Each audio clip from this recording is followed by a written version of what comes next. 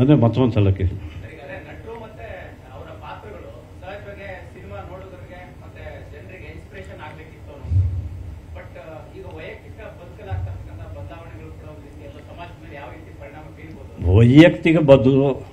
ವೈಯಕ್ತಿಕ ಅದು ಆ ಸಮಾಜಕ್ಕೆ ಬಿಟ್ಟಿದ್ದು. ಅದು ಹೇಗೆ ಅವರು ಪ್ರತಿಕ್ರಿಯೆ ಕೊಡ್ತಾರೆ, ಅಥವಾ ಈತ ಅಥವಾ ಈಕೆ ಯಾವ ರೀತಿ ಪ್ರತಿಕ್ರಿಯೆಗೆ ಕ್ರಿಯೆ ಇರಬೇಕಲ್ಲ, ಆ ಕ್ರಿಯೆ ಏನು ಅದರ ಮೇಲೆ, ಅದು ಸಮಾಜದ ಮೇಲೆ ಒಟ್ಟಿನಲ್ಲಿ ಏನೋ ಪ್ರಭಾವ ಬೀರ್ತದೆ ಅನ್ನೋದನ್ನು ನಾನು ಒಪ್ಪೋದಿಲ್ಲ.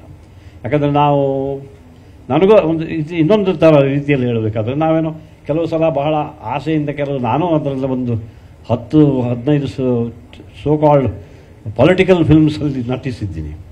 ನನಗೂ ಅದೊಂದು ಭ್ರಮೆ ಇತ್ತು, ನಮ್ಮ ಈ ಚಿತ್ರ ನೋಡಿದ ಮೇಲೆ ಈ ರಾಜಕೀಯ ಬದಲಾಗ್ಬೋದು, ಜನರ ಮೇಲೆ ಪರಿಣಾಮ ಆಗಬಹುದು ಅಂತೆಲ್ಲ ನೋಡಿದರೆ ಏನು ಒಂದು 2-3% ಕೂಡ ಅದೇ ಇದು ಇದೆ. ನೀವೇ ಒಂದು ಪೊಲಿಟಿಕಲ್ ಫಿಲ್ಮ್ ಮಾಡಿ ಕಷ್ಟಪಟ್ಟು ಪ್ರೊಡ್ಯೂಸರು ಸಾಲ ಮಾಡಿ ಅಲ್ಲಿ ಇಲ್ಲಿ ಮಾಡಿ ಕಡೆಗೆ ಜನ ನೋಡಿದ್ರೆ ನಾವು ಕಲಾತ್ಮಕ ಚಿತ್ರಗಳು, ಪೊಲಿಟಿಕಲ್ ಫಿಲ್ಮ್ಸ್ಗಳು, ಎಕ್ಸ್ಪೆರಿಮೆಂಟಲ್ ಫಿಲ್ಮ್ಸ್ಗಳು ಮಾಡಿ ಅನುಭವ ಇದೆ. ಸೊ ಅದೇ ರೀತಿ ಇದು ಸಮಾಜದ ಮೇಲೆ ಇವೆಲ್ಲ ಒಬ್ಬ ಅಥವಾ ಒಂದು 5 ಜನ ಅಥವಾ 10 ಜನ ಅಥವಾ ಈ ನಟನಟಿಯರಿಂದ ಆ ಕಾಲ ಮೀರಿ ಇವತ್ತು ಎಲ್ಲರೂ it's almost as if everybody is in the entertainment industry. ಅದಕ್ಕೆ ಈ ಸೋಷಿಯಲ್ ಮೀಡಿಯಾದಲ್ಲಿ ನೋಡಿ, ದರ್ ಇಸ್ ನೋ ಹೀರೋ, ಎಲ್ಲರೂ everyone is a hero, everyone is a heroine. So ಎಲ್ಲರೂ ಎನಿಥಿಂಗ್ ಈಸ್ ಎಂಟರ್ಟೈನ್ಮೆಂಟ್.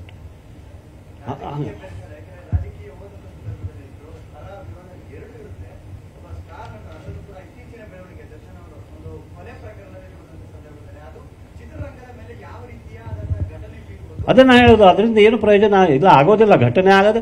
ಅದು ಈಗ ಒಂದು ಯಾವ್ದು ಬಗ್ಗೆ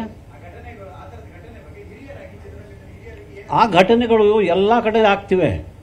ಇದು ಒಬ್ಬ ಸಿನಿಮಾದ ಒಂದು ಜೀವನದಲ್ಲಿ ಆಗಿರೋದು ಮಾತ್ರವಲ್ಲ, ಅದೇ ಥರದ ಬರೀ ಅನೇಕ ಇದಕ್ಕಿಂತ 1000 ಪಟ್ಟು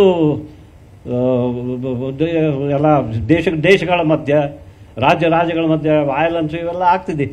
ಇಲ್ಲಿ ಒಂದು ಘಟನೆ ಆಗಿದೆ ಅಷ್ಟೇ, ಅದು ಅದಕ್ಕೆ ಸಂಬಂಧಪಟ್ಟಿದ್ದು. ಆ ವ್ಯಕ್ತಿಯಿಂದ ಅದಕ್ಕೆ ಹೆಚ್ಚು ಪಬ್ಲಿಸಿಟಿ ಸಿಗ್ಬೋದು ಹೊರತು ಅದ್ರ ಸಮಾಜದ ಮೇಲೆ ಹೆಂಗೆ ಸಮಾಜ ಈಗ ನಾವು ನೋಡ್ತೀವಲ್ಲ, ಕೆಲವು ಘಟನೆಗಳಾಗಿದ್ದಾವೆ, ಆಗ್ತಾ ಇರ್ತವೆ, ಅದನ್ನೇ ಹೇಳ್ತಿರುವಾಗ ಸೊ ಆಫ್ಟರ್ ಎ ಪಾಯಿಂಟ್ ನಂಬಾಗಿ ಹೋಗ್ತದೆ ಜನರ ಮನಸ್ಸು ಕೂಡ. ಸೊ ಯಾವ ಪರಿಣಾಮವೂ ಇರೋದಿಲ್ಲ, ಅದರಿಂದ ಇನ್ಸ್ಪೈರ್ ಆಗಿ ಏನೋ ಮಾಡ್ತಾರೆ ಅನ್ನೋದು ಖಂಡಿತ ಇಲ್ಲ. ಕನ್ನಡಿಗರ ನೆಚ್ಚಿನ ನ್ಯೂಸ್ 18 ಕನ್ನಡ ಈಗ ವಾಟ್ಸ್ಆಪ್ನಲ್ಲೂ ಲಭ್ಯ.